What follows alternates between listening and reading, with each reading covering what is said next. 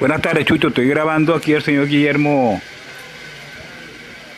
el hermano del señor Carmito, para que te enteres de la historia de, de los orígenes de nosotros, de allá de Cañoleal.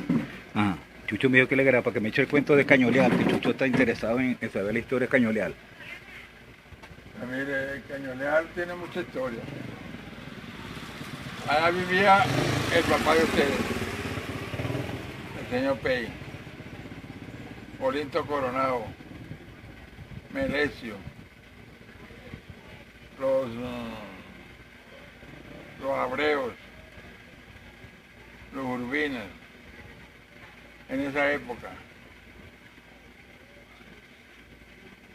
Y resulta que cuando nos vinimos a este pueblo, el camino real era por la playa para arriba para salir hasta Valera.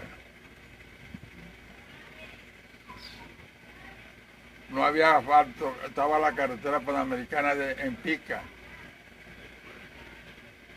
Unas poquitas casas que había en este pueblo, de palma. Bueno, y empezó a bajar la gente del caño para aquí, para el pueblo dividido. El finado Olinto Coronado, el finado Pei, el finado Daniel Mato, Leonidas Estrada, bueno, los Valeros, toda esa gente vivía en el Cañoleal. Nos vinimos nosotros, los Abreitos.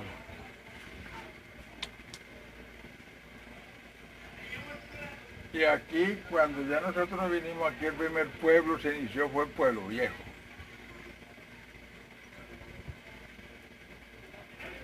Que fue cuando hicieron la primera capilla,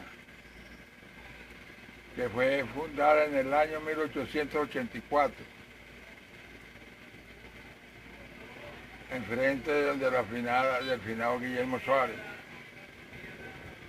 No existía el dispensario, no existía la escuela Enrique Flores, sino puro Pueblo Viejo.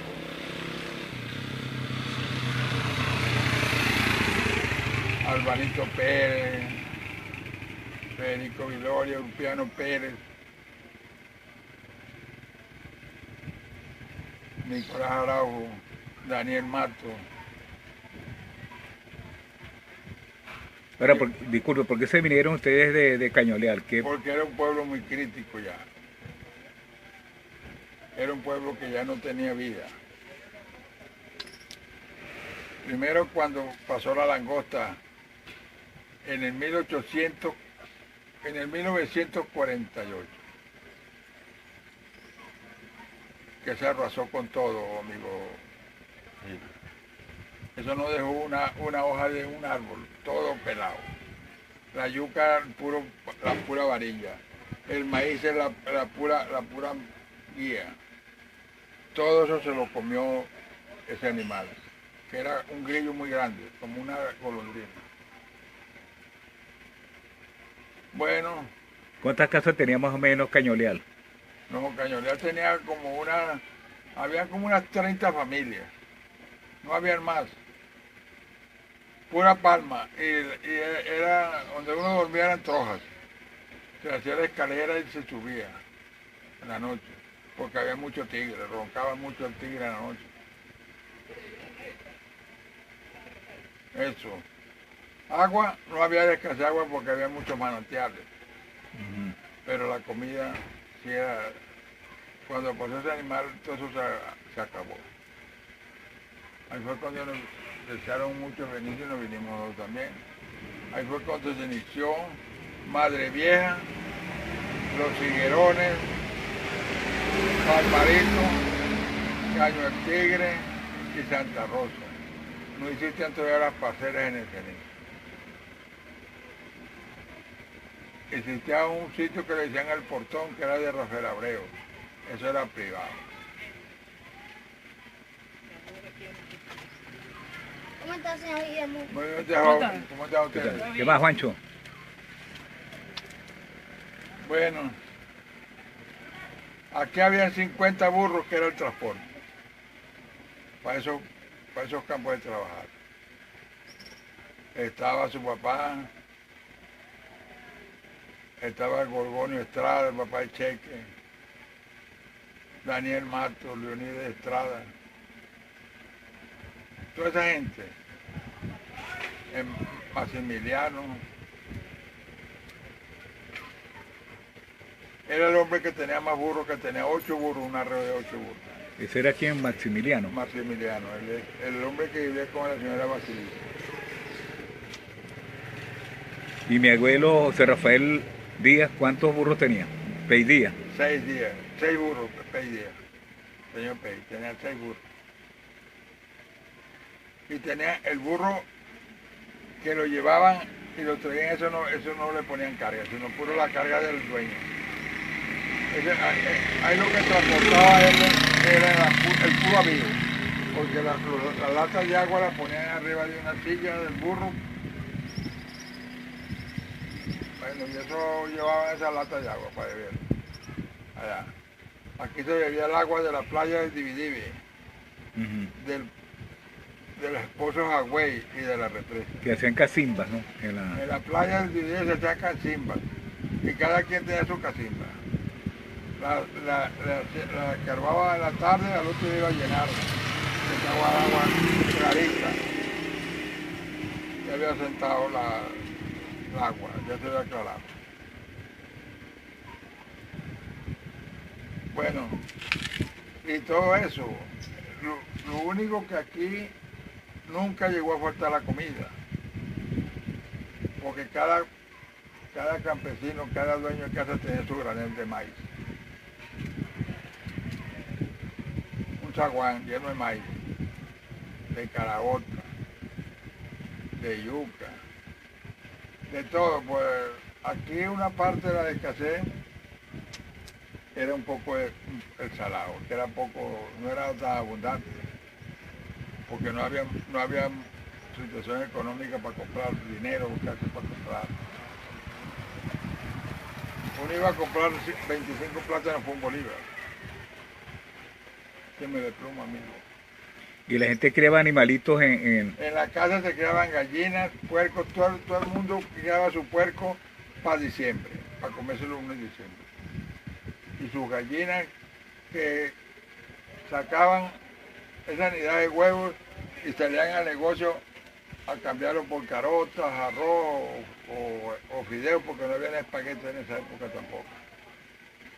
Y arvejitas, café en pepa, panela, porque no había ni azúcar ni café molido así que venden como hoy en día. Todo eso. Ajá, hábleme de los inicios del cenizo. El cenizo, le voy a decir algo. El único que hizo el cenizo fue Marcos Pérez Jiménez. Empezó las obras del cenizo en el año 50. Muchos dicen no, que Pérez Jiménez entró en el 52, no, eso es mentira. Hay muchos publicistas que dicen del 51. Pérez Jiménez mandó 9 años, se puede decir que 9 años en este país. Porque ellos tenían su razón. Pérez Jiménez fue el que hizo el dique, que todavía existe. Hizo los canales, aniveló las parcelas, hizo esas grandes quintas. Pérez Jiménez. En el año 1952 él trajo los macros parceleros, porque aquí las primeras emigraciones que llegaron fueron italianos y portugueses. Los italianos para enseñar a los albañiles venezolanos y los portugueses para enseñar a los que sembraban hortalizas, porque no tenían experiencia. Porque el país más desarrollado en hortalizas se llama Portugal. Y más desarrollado en construcción se llama Italia, los italianos. ¿Cuánto tenía cada parcela originalmente? De los macroparceros tenía 150, unas tenían 160, otras tenían 120 y así. ¿Y ese era con fin ganadero o agrícola? Eso es agrícola. El cenizo nunca ha sido fin de ganadero ni de sembrar caña, no señor. Eso fue que lo inventaron después de esta gente. Los gobiernos de atrás fue los que inventaron eso. Pero el cenizo no era para eso. Adiós, señora. Y el sistema de riego del cenizo tiene 5.000 hectáreas bajo riego, 5.500 hectáreas bajo riego, el mejor riego a nivel latinoamericano. Lo tiene el Cenizo. Pero desgraciadamente, hablándolo vulgarmente, ni Bentancur, ni Leoni, ni Caldera, ni Carlos Andrés, ni Luis Herrera, ni Lucincho, ni Carlos Andrés Trapera, ni cuando Caldera Tiripero, eso le hicieron algo al Cenizo. Porque cuando ellos llegaron ellos llegaron a los mandatos, eso estaba ahí. Y los macros parceleros sembraban maíz, caraota y ajonjolí. Esa era la siembra de esa gente. Fue cuando hizo Pérez Jiménez los silos en Sabana de Mendoza. Los silos en Sabana de Mendoza. Que llevaban el maíz a granel, en gandolas remolcadas con un tractor para Mendoza. Era la carretera de tierra de la Panamericana. Pero no era asfaltado. Y cuando vino la democracia en el año 60, cuando cayó Pérez Jiménez, que dice, no, que sacamos a Pérez Jiménez, no, eso es falso. Pérez Jiménez lo sacó el compadre Borja Salazar porque él era jefe de la Marina de Guerra. Y Pérez Jiménez era el presidente de la nación. Compadre, váyase para evitar un relajamiento de sangre. Y lo sacó en la madrugada por la Carlota con un avión, pero sí, con una maleta de cobre. Vaya. Ahí fue cuando el 24 de enero de 1958 fue cuando salió que se Pérez Jiménez, que sacamos, no, eso es mentira. Uno tiene que ver las cosas para comentarlas. Bueno, se hizo jefe de la Junta de Gobierno cuando... Adiós, joven. Cuando la vaina de Guzmán Larrazaba, que hizo el plan de emergencia, que cobraban muchos funcionarios en 4 o 5 oficinas. Adiós, señora. Que cobraban varios funcionarios en 3 y 4 oficinas, porque era el plan de emergencia, cuando Guzmán Larrazaba, que fue el primero que empezó con la corrupción en este país. Ahí fue cuando se lanzó en el año 60 a competir con Bentancur. Y Bentancur no venía de la democracia, como dicen muchos. Bentancur venía del Partido Comunista. Era el segundo de Fidel Castro en Costa Rica. Y que va a decir a la gente que no es así. Porque eso hay una historia, lo que pasa es que no la buscan. Y cuando ganó Carlos Andrés Pérez en el año 75, ¿quién le puso el estandarte a Carlos Andrés? Fidel Castro. Y ahora hablan de los cubanos, que yo no sé qué más y tal. Eso es lo malo de nosotros. Y Pérez Jiménez, cuando ganó la democracia, ahí fue cuando sacaron los macroparceleros, que era lo que producían en el Cenizo.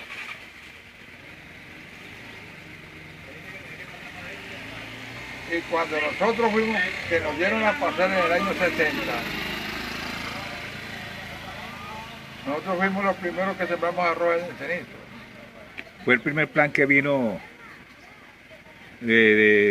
agrícola al Cenizo. Los segundos parceleros que entraron al Cenizo fuimos nosotros en el año 60. Después de los macroparceleros fuimos nosotros. A mí me dieron 15 hectáreas en esa época. Sembramos arroz, que ahí está un testigo, todavía no se ha muerto, Ramón Valecillo. Y nosotros mismos eliminamos el arroz, porque los suelos del Cenizo no son adaptados para arroz. Porque el arroz es candela, así el arroz es pura agua, 90 días de agua, para que se pueda producir. Empezamos, ahí fue cuando vino un plan de plátano. Y sembramos 550 hectáreas de plátano entre 30 personas, una junta coño, ¿cómo es que se dice? Una cooperativa de 30 personas. Y sembramos 550 hectáreas de plátano. Y cuando estaba en plena producción fue cuando ganó Caldera. y Caldera nos la mandó a destruir para sembrar sorgo y algodón. Ahí fue cuando compraron la finca de Zaragoza.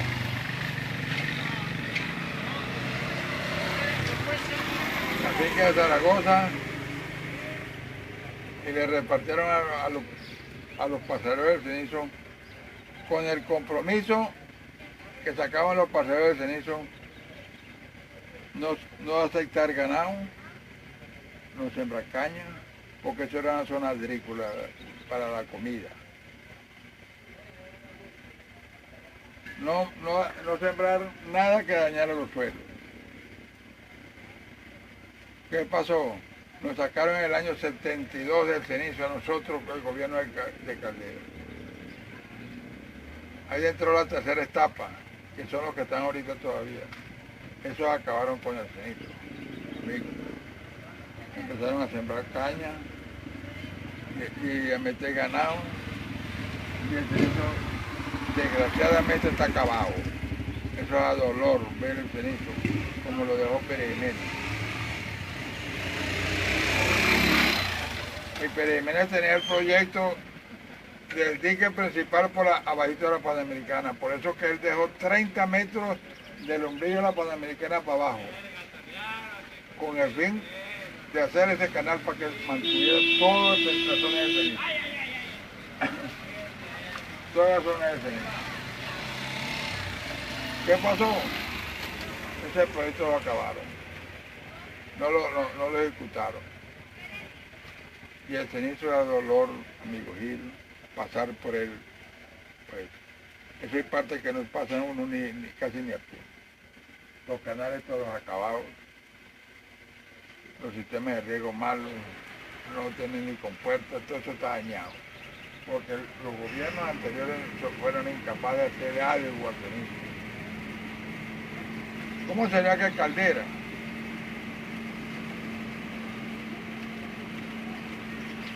Caldera llevó un abusairo para tumbar las quintas cuando él era presidente. Adiós, señora. Llevó el abusario que nosotros nos opusimos porque éramos para hacer otro día en el tren. Nos opusimos, era un maracucho el jefe del sistema de riego, ahí en el cenizo.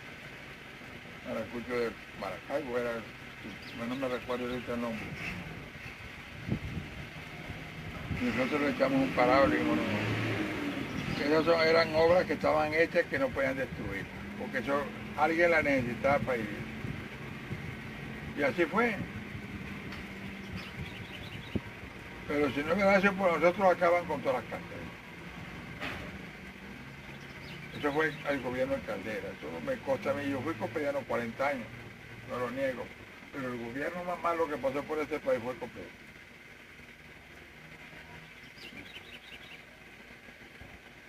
Y así, amigo Gil, otras cosas. Ajá, disculpe, ahí también no hubo, en el cenizo no hubo un plan de siembra de algodón. Bueno, en la zona de que tuvieron que traer el ejército Dávila ese para algo, porque no había que agarrar, pagaban muy poco en el cenizo con eso. En los gobiernos democráticos. ¿En qué gobierno y en qué año más o menos fue el proyecto ese de siembra de algodón? Eso fue en el gobierno, una parte en el gobierno de Leones y una parte del gobierno de Caldera. En esos dos gobiernos. Ahora, cuando se habló de reforma agraria, ¿quién fue el que sacó ese plan de reforma agraria? Ese lo hizo Bentancur. La reforma agraria la hizo Bentancur. Que si eso se ejecuta,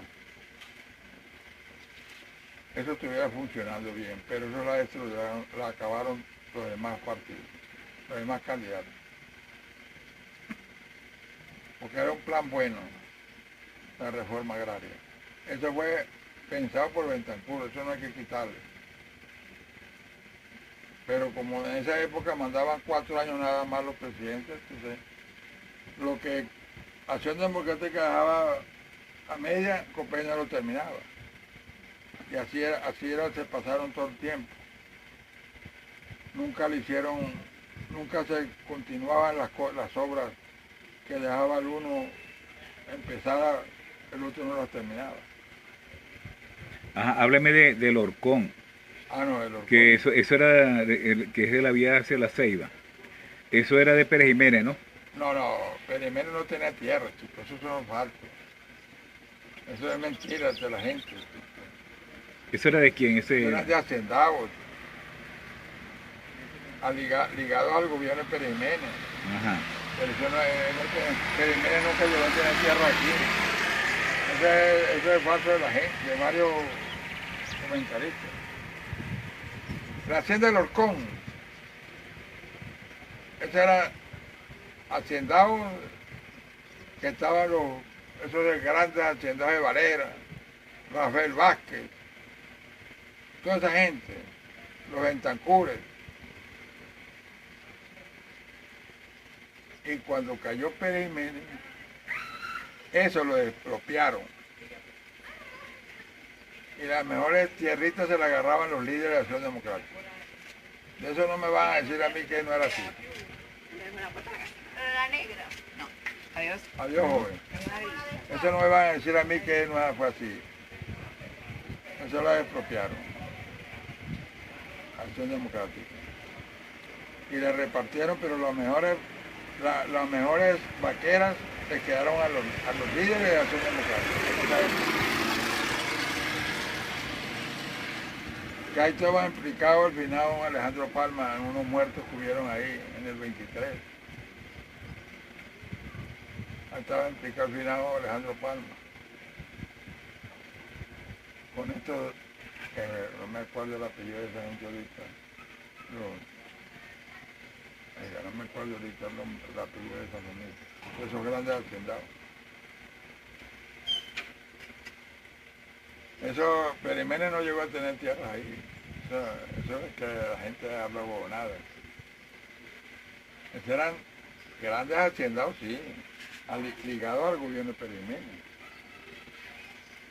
Jiménez. Cuando ustedes se vinieron del Caño El Tigre aquí al Dividive, ya el ferrocarril había No, desaparecido. ya se había desaparecido. Nomás que quedaban unos tranvías. Que me lo movían así con Una manual. manual. Eso ya, pero el ferrocarril ya no existía. Eso era de leña. Y aquí en Aguasanta está un sifón, donde le echaban el agua.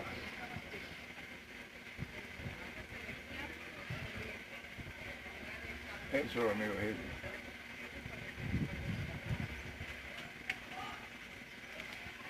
Adiós, pues. Adiós. Señor. Nosotros mismos, amigo Gil, hemos acabado con todo eso. Si aquí nosotros hubiéramos tenido algo de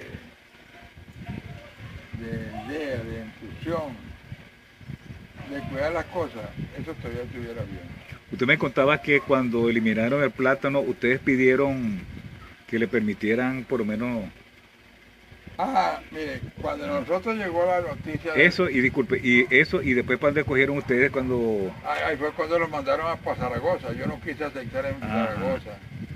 Ahí se vinieron todos los productores para Zaragoza, al final Rafael Balazarte, Agustín Palma, Silviano Gómez, Chuy Benítez, un señor llamado Pascual que vivía en la casa de Taberqui. Toda esa gente se vino, Nacho Salas, toda esa gente, los Oropesa, los Peñas de San Juan, todos se vinieron para Zaragoza. Entonces el señor Peña de San Juan me dijo a mí, negro, agarra una palma. No, yo no, de no de agua yo no trabajo. Ahí fue cuando yo empecé a trabajar en unas compañías en el Cenizo, que estaban deforestando y nivelando varias parcelas. Pero el Cenizo, a partir de la tercera oleada de gente que llegó, eso se acabó. Y está acabado, el Cenizo lo tiene acabado la caña. Ahí no se produce nada, donde se me caña no se produce nada. Porque eso es una mala administración. Tengo entendido que usted manejó mencionó una máquina que tiene un nombre un poquito complicado. La Guayacán. Era una Narwe de 80 toneladas. Esa la trabajé yo porque el único que trabajó que está de testigo el amigo Chucho Villarreal. En el ministerio habían 22 operadores antes de llegar yo. Y fue incapaz ninguno moverla. Y cuando yo llegué a trabajar al ministerio, me llamó un ingeniero Ángel Valera,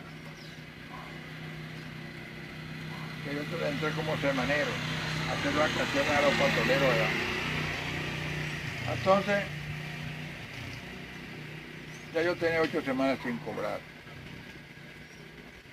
Y un día dije, no, estoy bien trabajo yo aquí, yo no voy a trabajar trabajando sin cobrar, ¿no?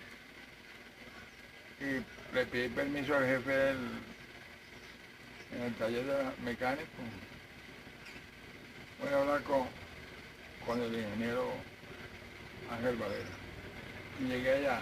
La verdad que era un chato, porque no entra uno así. Ya cuando la secretaria se supone que estaba entrevistándose con él, entonces me llamó a mí. Me expliqué el caso y me dijo, sí, yo sé que usted es semanero. Y yo me he negado a firmar los recibos semaneros a usted. ¿Por qué me ha negado? Porque usted, el que lo trajo a usted era un copellano, que fue Luis Umbría.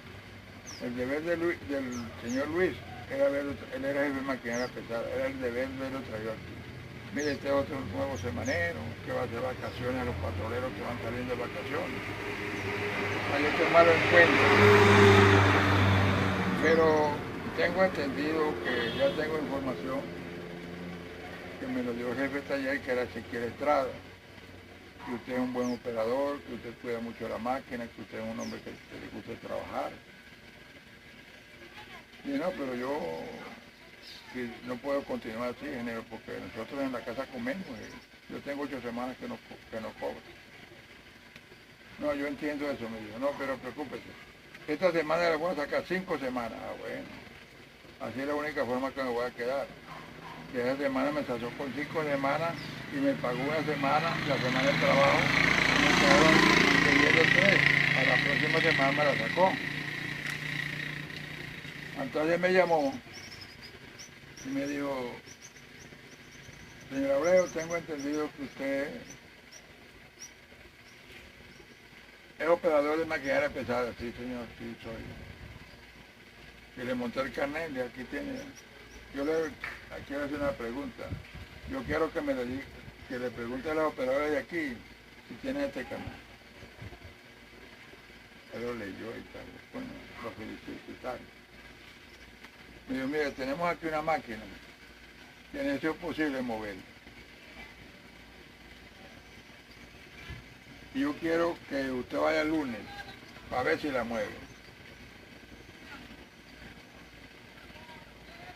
Entonces, primero que le voy a decir que yo no sé cómo es la máquina, ni le voy a decir yo sé. No. Hay que ver la máquina para yo demostrarle si sé o no sé. Porque no me acostumbré la primera. Y nos fuimos ya el lunes. Llegamos al sitio donde estaba la máquina. Resulta que en la compañía donde yo trabajaba había ese tipo de máquina. Y ya yo me la movido, porque ya los operadores ya me daban chance de yo moverla.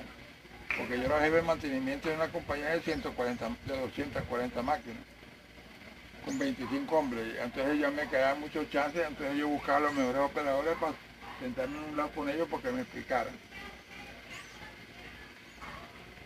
Yo cuando llegué a la máquina, cuando la vi yo me quedé callado. La máquina la operaba yo allá, la operé yo en Puerto La Cruz. Llegó el jefe de mantenimiento. Abrimos la puerta, una máquina de 2 motores, de gasolina a gasoil. Y dije, ¿usted es el jefe? Sí, yo soy el jefe de mantenimiento. Yo quiero que busque 2 litros de gasolina y una batería de ese voltio y prendo ese motor. Y me dijo así, me dijo, Gil, el hombre, que ya murió, muy amigo mío, sí, después. Me dijo, coño, amigo, yo es primera vez que trabajo con una máquina de 2 motores. Entonces yo le digo, pero bueno, entonces ¿cómo usted es de mantenimiento? Yo quiero que me dé una explicación, usted, entonces ¿cómo dirige usted un equipo de máquinas y no sabe mover esta máquina? Cuando uno es jefe de mantenimiento tiene que mover todo lo que hay en la empresa. Le dije, búscame la batería, una batería de 6 voltios y 2 litros de gasolina, se le echa el tanquecito. Le dije, le voy a decir una sola vez, no le digo 2 veces, porque a mí el que me enseñó una sola vez me decía lo que tenía que hacer.